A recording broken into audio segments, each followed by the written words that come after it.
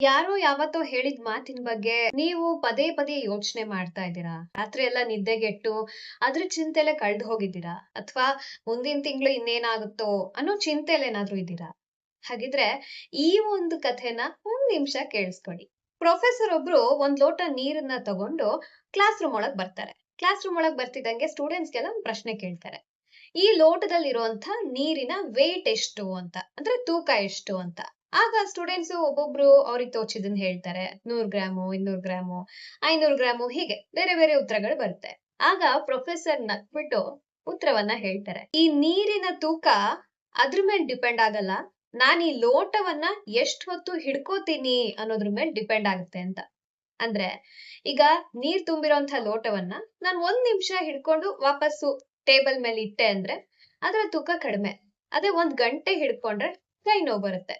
ಅದೇ ಒಂದ್ ಇಡೀ ದಿನ ನಾನ್ ಹಿಡ್ಕೊಂಡ್ರೆ ನನ್ ಕೈ ಇಡೀ ಮರ್ಗಟ್ ಹೋಗುತ್ತೆ ಅಲ್ವಾ? ನಮ್ಮ ಆಲೋಚನೆಗಳು ಕೂಡ ಅಷ್ಟೇನೆ. ನಾವು ಯಾವ್ದಾದ್ರು ಒಂದ್ ವಿಷಯದ ಬಗ್ಗೆ ಒಂದ್ ನಿಮಿಷ ಯೋಚನೆ ಮಾಡಿ ಅದನ್ನ ಅಲ್ಲಿಗೆ ಬಿಟ್ಬಿಟ್ರೆ ಅದು ಹೆಚ್ಚಾಗಿ ನಮ್ಮನ್ ಕಾಡಲ್ಲ. ಅದೇ ಇಡೀ ದಿನ ನಾವ್ ಅದ್ರ ಬಗ್ಗೆನೆ ಯೋಚನೆ ಮಾಡ್ತಾ ಇದ್ರೆ, ದಿನಗಟ್ಲೆ ನಾವ್ ಅದ್ರ ಬಗ್ಗೆನೆ ಯೋಚನೆ ಮಾಡ್ತಾ ಇದ್ರೆ ನಮ್ಮ ನೆಮ್ಮದಿ ಹಾಳಾಗತ್ತೆ, ನಮ್ಮ ಜೀವನ ಕೂಡ ಹಾಳಾಗತ್ತೆ. ಯಾಕಂದ್ರೆ ಮುಂದೆ ನಾವ್ ಮಾಡ್ಬೇಕಾಗಿರೋ ಕೆಲ್ಸದ ಮೇಲೆ ನಾವ್ ಆಗ ಗಮನ ಕೊಡೋದಿಲ್ಲ. ಸೊ ಓವರ್ ಥಿಂಕಿಂಗ್ ಅನ್ನೋದನ್ನ ನೀವು ಹೇಗೆ ಹ್ಯಾಂಡಲ್ ಮಾಡ್ತೀರಾ ಅನ್ನೋದ್ರ ಮೇಲೆ ನಿಮ್ಮ ಜೀವನ ನಿಂತಿದೆ. ಹಾಗಾಗಿ ನೀರ್ ತುಂಬಿರುವಂತ ಆ ಲೋಟವನ್ನ ಕರೆಕ್ಟ್ ಟೈಮಿಗೆ ಟೇಬಲ್ ಮೇಲೆ ಇಡೋದನ್ನ ಕಲ್ತ್ಕೊಳ್ಳಿ.